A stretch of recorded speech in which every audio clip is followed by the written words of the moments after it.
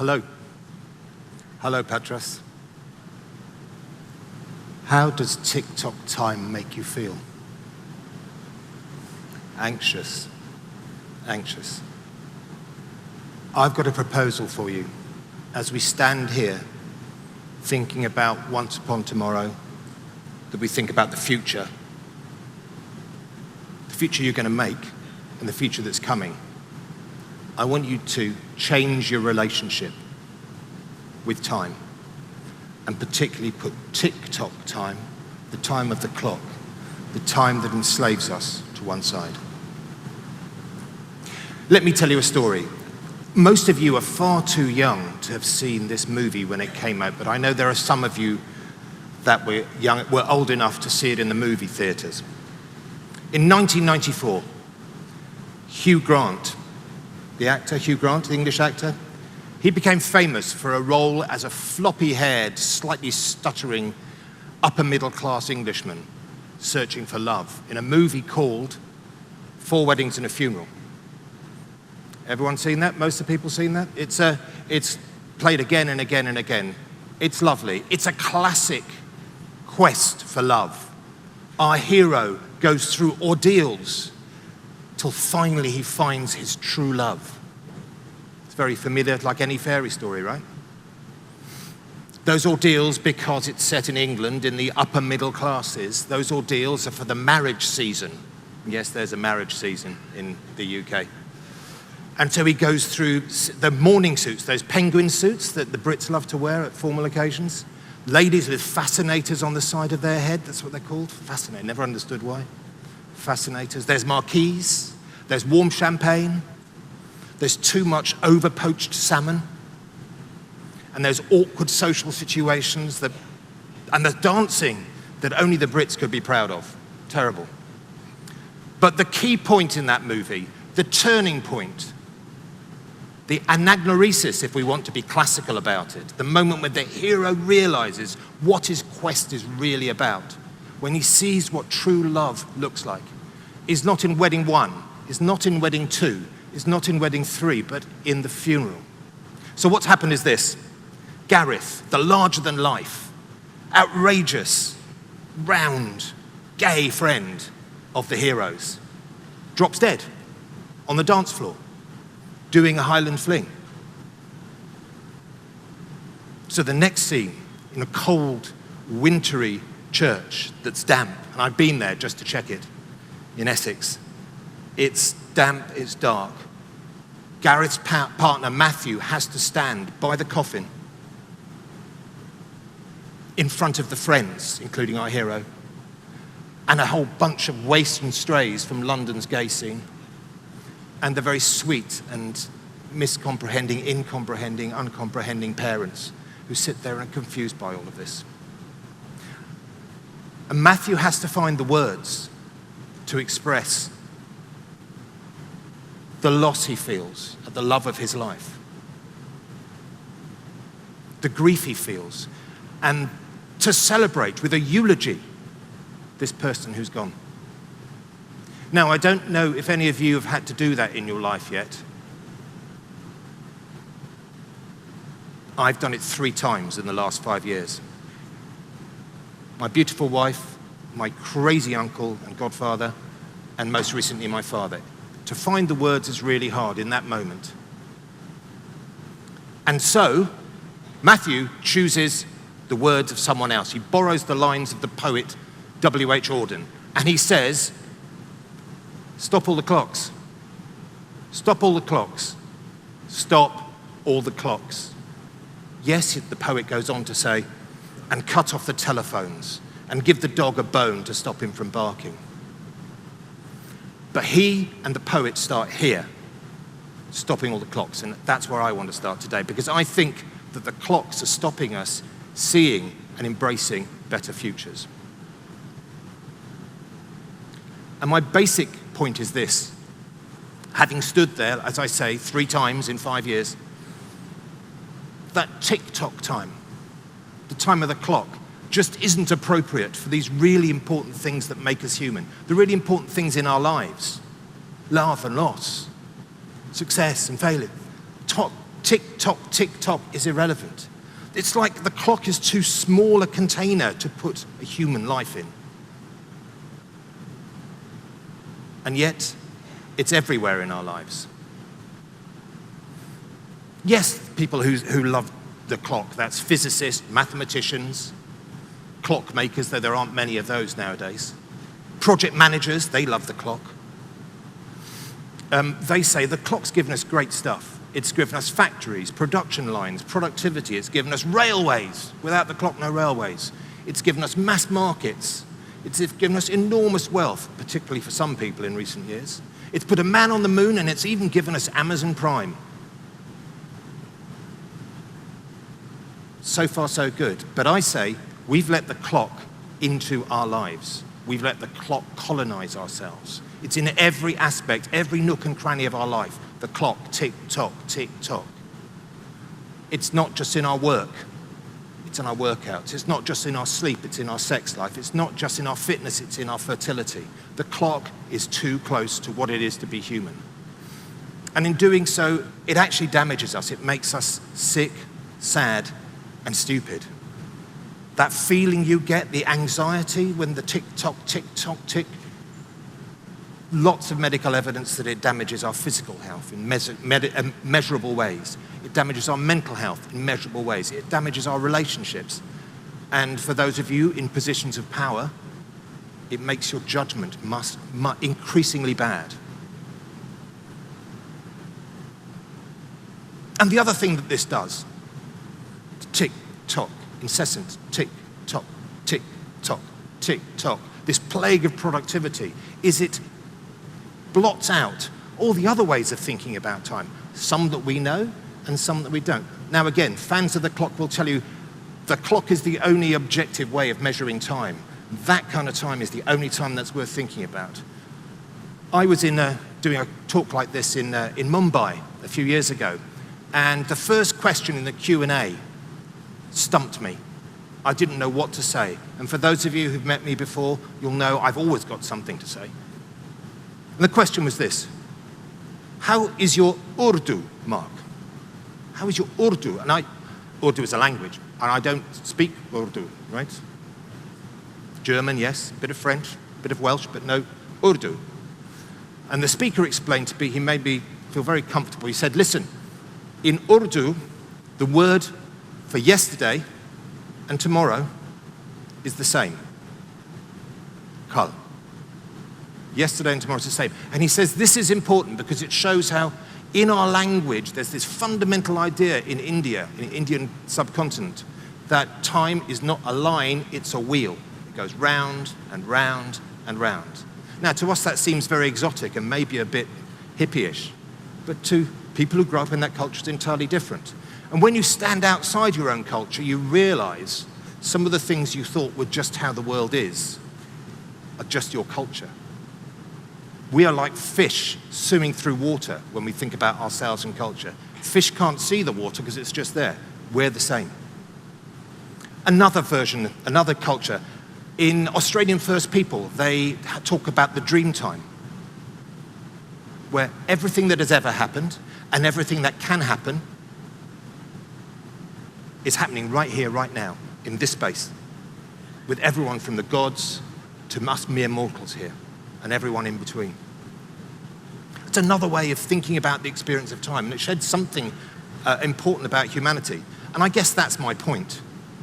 I run a business that applies behavioral science and creativity to solve the problems of organizations and people. And we've been asked to do lots of future stuff in recent years. So we've done things like built enormous games about the future that help organizations see around the corner of what's coming, maybe over the hill at what's coming there, things that are a bit further away. We've built the business of the future and brought it into today. We've also rummaged in the pot shards of the past to build a new future for a particular business. We've done that several times. But what I do know is that clock time doesn't play any part in that. And what I wanted to do now is explain to you what I think the different kind of time that you're going to need. There are other answers, but this is mine. Human time, as opposed to clock time, Human time is what we feel, how we experience it. Clock time is objective, tick, tock, tick. Andre Aciman, the American novelist, says that human time, life, and the clock are out of sync. And I think that's worth bearing in mind. Human time, you can bend, you can stretch, you can loop. Clock time goes tick, tock, tick, tock, tick, tock. You can do it. And this is something that artists know. It's something that writers know. It's something that filmmakers know. It's something that advertisers know. So when Coca-Cola tells you that the holidays are coming, the holidays are coming, the holidays are coming, that's them bending time for you. You're anticipating the future. That's very much like the work of the French philosopher Henri Bergson. But I want to introduce you to my favorite current philosopher in this area about human time, George. Probably London Greek Cypriot community's finest philosopher. In 4 lines, and I'm going to show you how this works. George shows us how we can, without breathing, we can travel in time, backwards and forwards, and side to side. Let's do it. Last Christmas, that's back, I gave you my heart, but the very next day you gave it away. Ooh.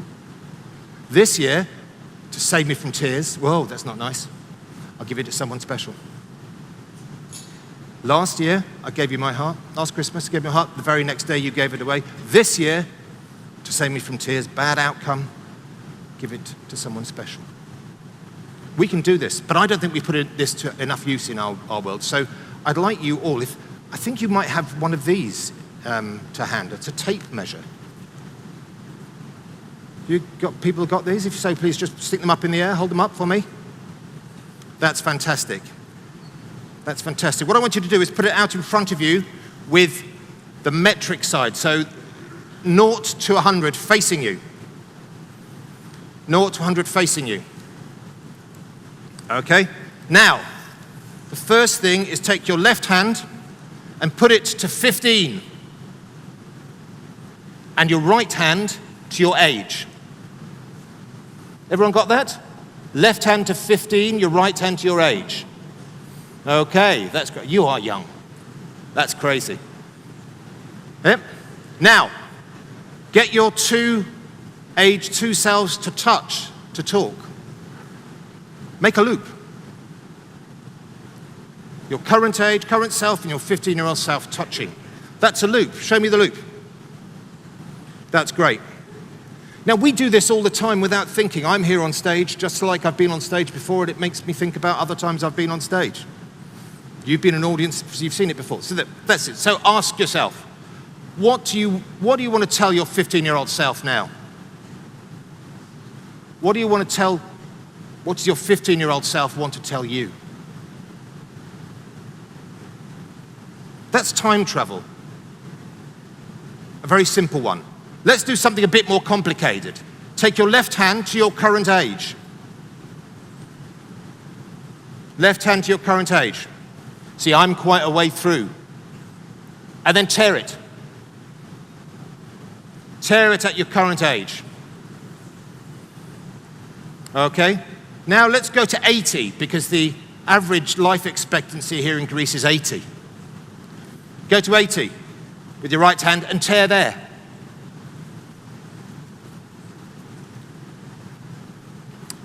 Tear it. I want to see what you got left. That, ladies and gentlemen, is all you've got left. Some of you go, oh, that's loads of time. The rest of us, less so. Now, how does that feel, by the way, to know that that's all the time you have? Scary. Anxious making. Quite a lot of people feel slightly panicked. That's all I've got. I've got to get going now. Get myself sorted. Okay, so now touch the 2 ends there together. So you created a loop. Today's self and your 80-year-old self touching. Listen to your 80-year-old self. How do they want their end to be? How do they want their life to be when they're 80? Be really clear about it. And then what you do, open it out again, go halfway and say, what do I have to do, get done by halfway in order to give myself a chance of giving my 80-year-old self what they want? Then go halfway again. What do I have to get done by then in order for my 80-year-old self to get a chance of what they want? And then back to today. What do you have to start doing today, this week, this month, in order to give your 80-year-old self what they want? Now, some of you may recognize that from something called manifesting. Make sense? Manifesting? I don't think it's that. I think it's using your ability to imagine the future and work back. Use this to plan projects. Use this to plan a job. If you're starting a job, think, what do I want to feel at the end of it? If you run a team, ask each other, what do we want to feel when we're really successful?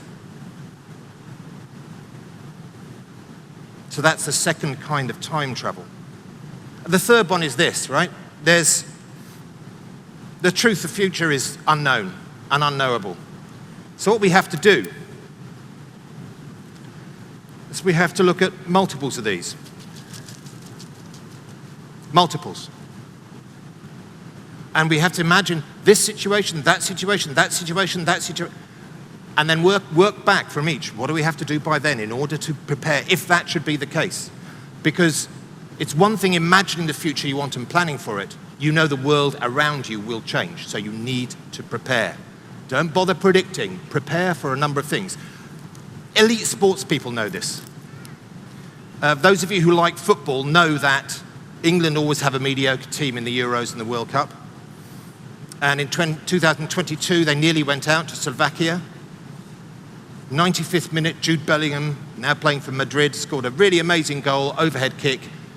All English fans, this is amazing. It's never been done. It's amazing. How did he do that? And the answer is, he'd anticipated the future, and he practiced and prepared for it. Like all elite sports people, they go, what could happen there? Right, I'm going to practice for this. And this situation, I'm going to practice for this, and practice for this. He'd done it hundreds and hundreds of times. The last time you need to know how to do something really difficult that's really important is when you really need to do it. So, time travel. Use it. This is amazing gifts that we don't use because we imagine there's a simple line from the past through the present into the future. You can choose the future, but you can also prepare for all the stuff that will happen and be ready, be flexible. So listen. Back to the church. Back to Matthew. Back to Matthew. Sorry. Back to Matthew. Back to Auden. Back to stop all the clocks. I've stood there, and you all will stand there and realize the importance of human life and the unimportance of TikTok life. TikTok time is really not big enough to hold humanity. It's not big enough to hold your life. And if you only rely on that, you will not get the future you want or be ready for the future that comes to you. We are amazing as a species. Only we can do this. So please use it. But whatever you're trying to do for yourself, for your family, for your community, for your country, stop all the clocks. Thank you.